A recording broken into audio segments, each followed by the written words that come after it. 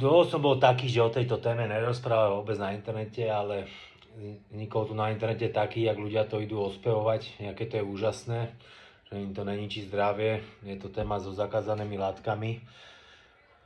Bohužiaľ aj ja mám s nimi skúsenosť, kebyže mám vrátiť čas pred v živote s ním nezačnem, akože zdvíhať si ego, že budete mať väčší biceps alebo niečo, dokým nejdete na súťaž alebo nejste nejaký vrcholový športovec, tak je to úplne zbytočné, ale tak bol som mladší, bol som hlúpejší a potom viac menej sa to stala už akéby závislosť.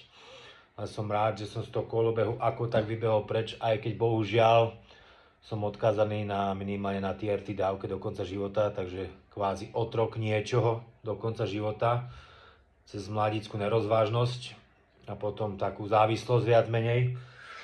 Takže ja budem skôr ten týpek, ktorý to bude chcieť ľudí o to odhovárať, jak im to tu ukazovať, aké je to úžasné a jak vám povedia 20-roční chlapci, že im to neničí zdravie a 25-roční sú v pohode a 20 vypadajú na 40.